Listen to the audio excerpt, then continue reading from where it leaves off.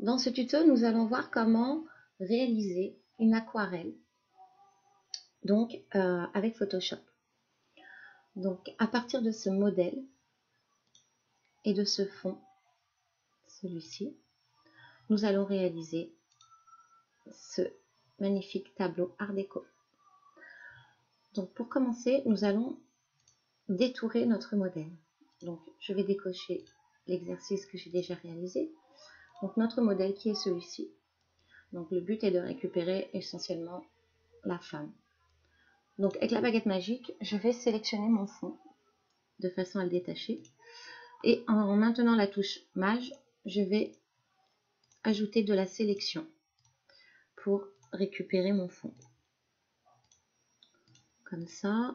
Pour les cheveux, bien évidemment, nous allons utiliser la méthode amélioration de contour, comme on l'a déjà vu dans un précédent tuto. Donc, améliorer le contour. Et de là, grossièrement, je vais aller passer sur les cheveux dont il y a de la transparence avec le fond, grossièrement. Tac. Comme ça. Hop. Donc, moi, je fais ça d'un trait, hein, comme ça, je vois où je suis passée déjà. Hop. Voilà, c'est bientôt fini. Voilà, donc c'est plutôt pas mal. Hop, de là, je fais OK. Ensuite, je vais intervertir la sélection car je veux juste le modèle. Et je vais faire un CTRL-C, copier. Ensuite, je vais aller sur mon fond. Sur mon fond, je vais y apposer donc mon modèle. Mais je vais utiliser un mode de fusion. Donc, pour cela, j'ajoute un nouveau calque et je lui mets un masque de fusion. Ensuite, mon modèle, je veux qu'il me serve de pochoir. D'où l'intérêt du mode de fusion. Et donc, je vais devoir coller mon personnage sur mon masque et non pas sur le calque. Donc, pour cela, je vais, en maintenant la touche Alt sur ma vignette de mon mode de fusion, je vais cliquer dessus et hop, ma vignette apparaît en grand sur mon bureau. Ensuite, je vais faire un CTRL V avec Mage maintenu également pour coller en place. Hop. Voilà, donc il est en niveau de gris car c'est un mode de fusion. De là, je peux encore faire un CTRL-T pour le transformer et l'agrandir de façon à centrer essentiellement le visage de mon modèle. Pour désélectionner, il me suffit juste de cliquer sur la vignette d'à côté qui est mon calque.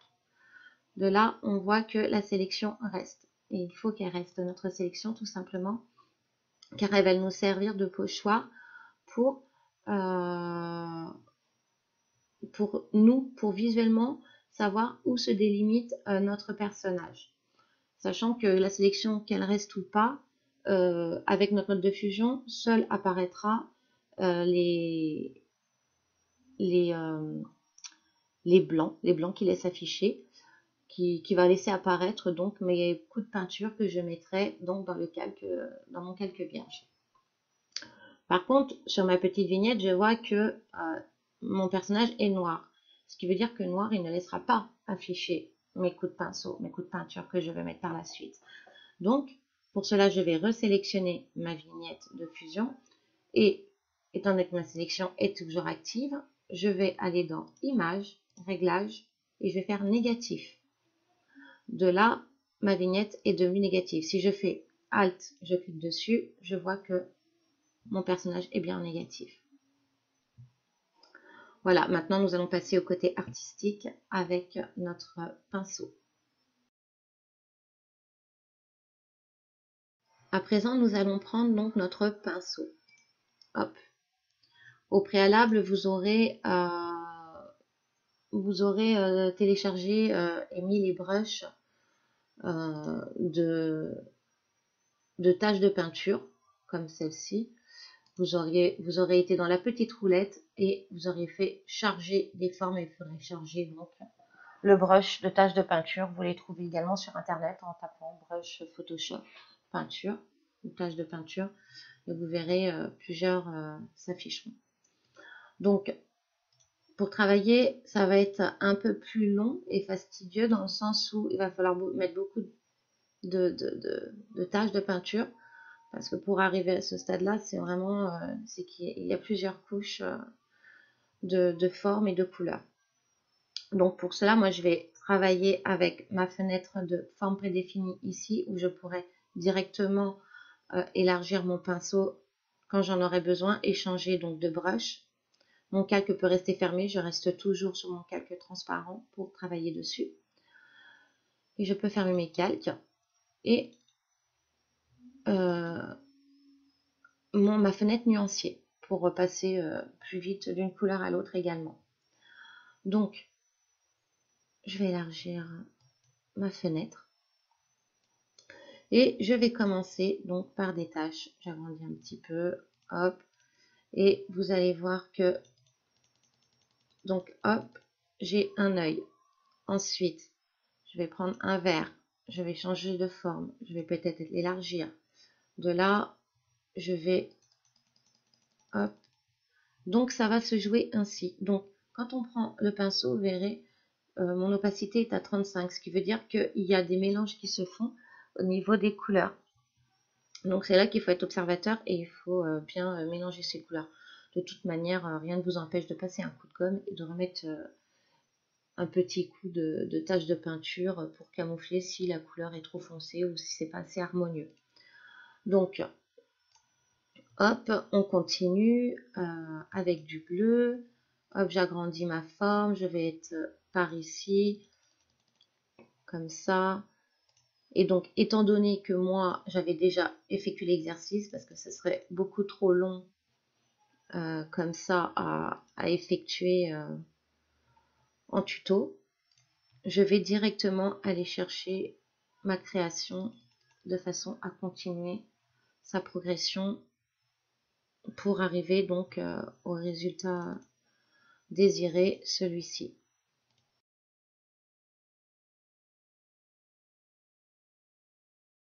Donc voilà, toutes mes tâches ont été faites à peu près. Ensuite, je souhaiterais donner un peu plus donc d'éclat ou du moins d'originalité en laissant sortir des tâches. Parce que là, c'est très délimité par mon personnage. Donc de ce fait, j'ai rajouté un calque. Voilà. J'ai rajouté un calque. Et donc sur ce calque-là, j'ai procédé de la même manière que sur mon calque où il y a mon personnage. J'ai mis quelques petites taches sur les contours de mon personnage. De là, je trouvais que je voulais intensifier les tâches qui étaient à l'intérieur du personnage, mais pas à l'extérieur. Donc du coup, je l'ai dupliqué, ce calque. Donc il est juste en dessous, ici. Et je l'ai mis en écrêtage de façon à ce que les taches de peinture extérieure apparaissent plus intensément au niveau de mon personnage. Voilà. Ensuite, je trouvais encore que je voulais intensifier un peu plus les couleurs, ou rehausser un peu plus les couleurs. De là, j'ai rajouté un filtre photo qui se trouve ici.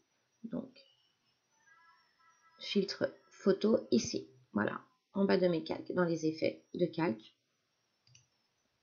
Et de ce filtre photo, j'ai ajouté un orange.